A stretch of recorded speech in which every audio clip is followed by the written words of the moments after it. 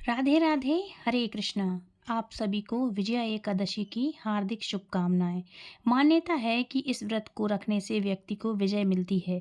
कहा जाता है कि शत्रुओं पर विजय प्राप्त करने के लिए फाल्गुन मास के कृष्ण पक्ष में आने वाली विजया एकादशी का व्रत यदि सच्ची श्रद्धा के साथ किया जाए तो कठिन परिस्थितियों में भी विजय पाई जा सकती है।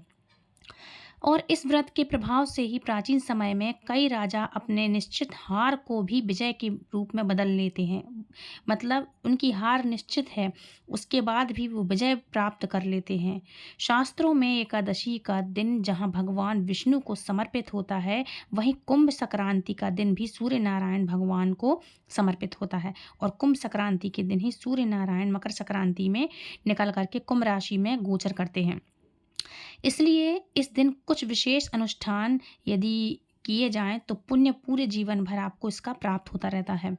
आज के इस पवित्र नदियों के जल में स्नान करने के बाद यथासंभव हो तो दान करिएगा, दक्षिणा करना, और अपने पितरों के निमित्त जल में काले तिल मिलाकर तर्पण जरूर करना चाहिए।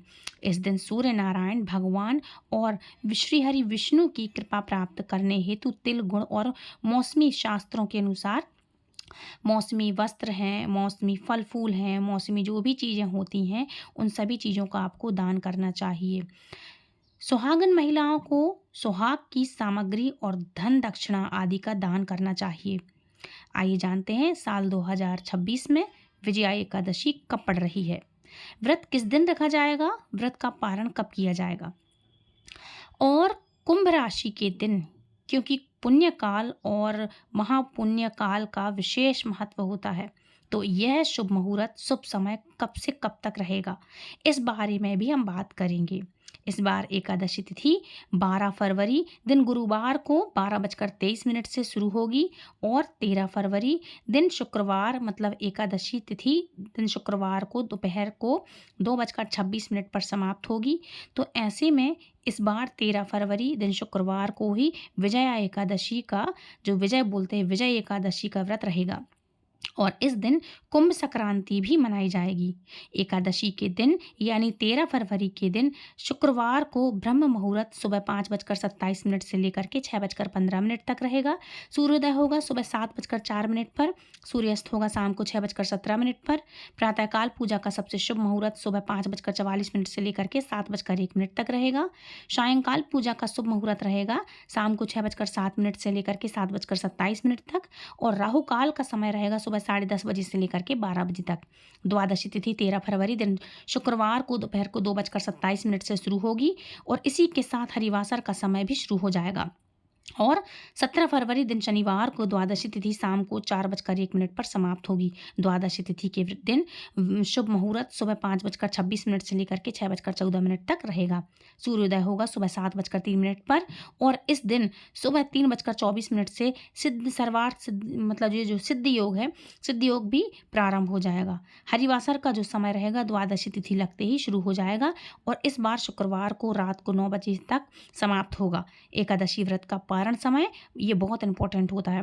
पारण मतलब व्रत खोलने का समय। तो एकादशी व्रत का पारण समय 14 फरवरी दिन शनिवार को सुबह 7 बजे से लेकर के 9:14 के बीच में किया जाएगा, क्योंकि इस बार 13 फरवरी दिन शुक्रवार को कुंभ संक्रांति भी है और इस दिन पुण्यकाल और महापुण्यकाल का विशेष महत्व होगा, मतलब होता ही है।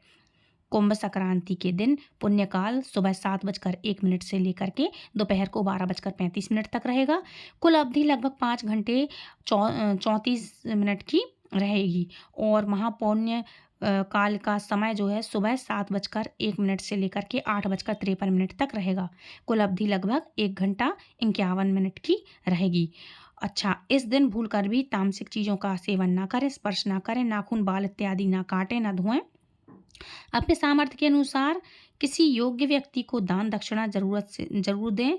और आज के दिन तुलसी माता को ना तो आप जल अर्पित कर सकते हैं, क्योंकि एकादशी है। एक दिन पहले आप तुलसी दल तोड़ लें, तुलसी में पानी न सींचें। धूप दीप से आप उनकी अगरबत्ती से उनका धूप दीप माला इत्यादि तुलसी माता की इससे पूजा कर सकते हैं आप। और पत्ते नहीं तोड़ते हैं, पानी नहीं डालते, क्योंकि माता तुलसी स्वयं व्रत करती ही निर्जल। चलिए अब बात करते हैं इसकी व्रत कथा के बारे में। तो धर्मराज युधिष्ठिर बोले, हे जनार्दन, फाल्गुन मास के कृष्ण पक्ष की एकादशी का क्या नाम है तथा उसकी विधि क्या है? कृपया करके आप मुझे बतलाइए। तब श्री भगवान बोले, हे राजन, फाल्गुन मास के कृष्ण पक्ष की एकादशी का नाम विजया एकादशी है। इसके व्रत के प्रभाव से मनुष्य को विजय प्राप्त होती है। यह सब व्रतों से उत्तम व्रत है। इस विजया एकादशी के महात्म्य के श्रवण व पठन मात्र से समस्त पाप नाश हो जाते हैं। समस्त पापों का नाश हो जाता है। और एक समय देवर्षि नारद जी ने जगत पिता ब्रह्मा जी से कहा, महाराज, आप मुझसे फाल्गुन मास के कृष्ण पक्ष की एकादशी की विधि विधान कहिए। ब्रह्मा जी कहने लगे कि हे नारद, विजया एकादशी का व्रत पुराने तथा नए पापों को नाश करने वाला है। इस विजया एकादशी की विधि मैंने आज तक किसी से भी नहीं कही।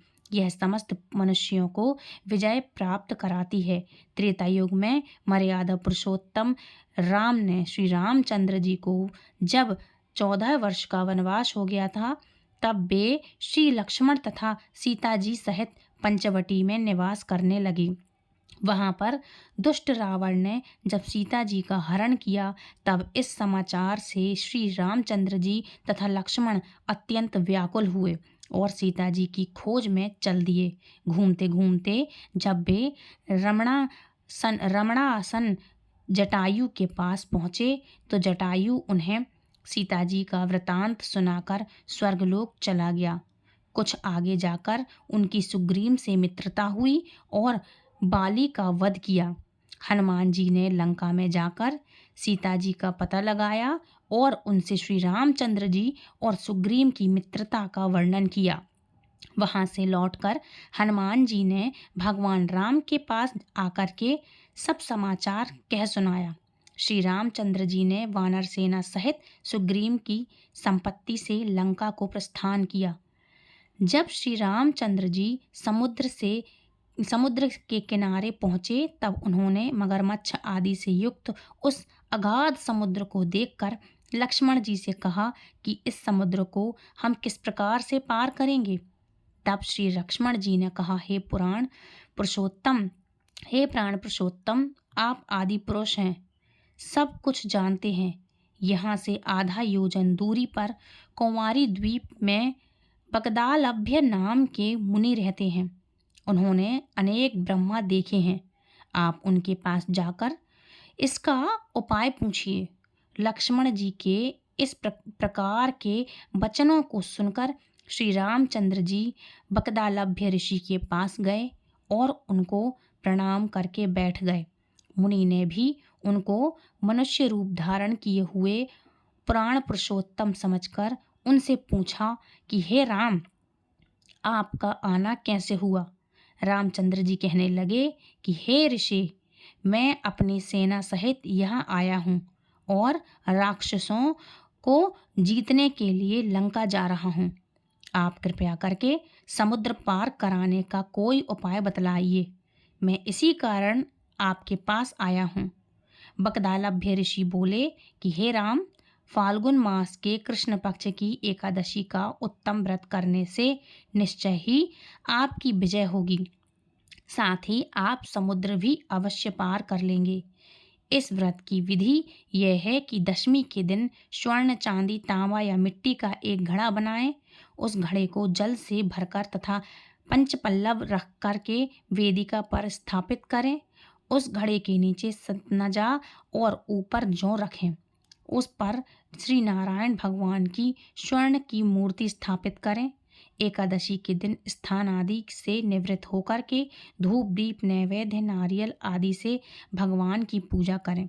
तत्पश्चात घड़े के सामने बैठ करके दिन व्यतीत करें और रात्रि को भी उसी प्रकार बैठे रह करके जागरण करें। द्वादशी के दिन नित्य नियम से निवृत्त होकर उस घड़े को सेनापतियों सहित करोगे तो तुम्हारी विजय अवश्य ही होगी। मतलब संपूर्ण जो भी है आपके घर में सब परिवार जन सहित मिल करके व्रत करोगे तो तुम्हारी विजय निश्चित है। उसी तरह भगवान श्री राम जी के लिए सेनापतियों सहित कहा था, क्योंकि उनके साथ सेनापति थे, सुग्रीव थे, हनुमान जी थे, है ना। तो सब मिलकर के व्रत करेंगे तो आपकी विजय निश्चित होगी। श्री रामचंद्र जी ने ऋषि के कथन अनुसार इस व्रत को किया और इसके प्रभाव से दैत्यों पर विजय पाई। अतः हे राजन, जो कोई मनुष्य विधि विधान पूर्वक इस व्रत को करेगा, वो दोनों लोकों में उसकी अवश्य ही विजय होगी। श्री ब्रह्मा जी ने नारद जी से कहा था कि हे पुत्र, जो कोई इस व्रत के महात्म्य को पढ़ता अथवा सुनता है, उसको वाजपेयी यज्ञों का फल प्राप्त होता है। इस प्रकार भगवान श्री राम ने लंका पर विजय पाई। बोलो भगवान श्री राम की जय। यथासंभव आपको समझ में आ गया होगा, विजया एकादशी हमारे किसी भी कार्य में विजय दिलाने वाली, हर एक कार्य में सामर्थ्यवान है विजया एकादशी। जो आपके बिगड़े काम नहीं बन रहे हैं, वो इस व्रत को जरूर करें। विजया एकादशी के प्रभाव से आपको हर एक काम में, हर कार्य में सफलता प्राप्त जरूर होगी, विजय जरूर प्राप्त होगी। बोलिए एकादशी मैया की जय, भगवान श्री हरि विष्णु नारायण की जय, भगवान श्री राम की जय। ये थी आज की विजया एकादशी की व्रत कथा। Please do like, share and subscribe. Hare Krishna, Hari बोल।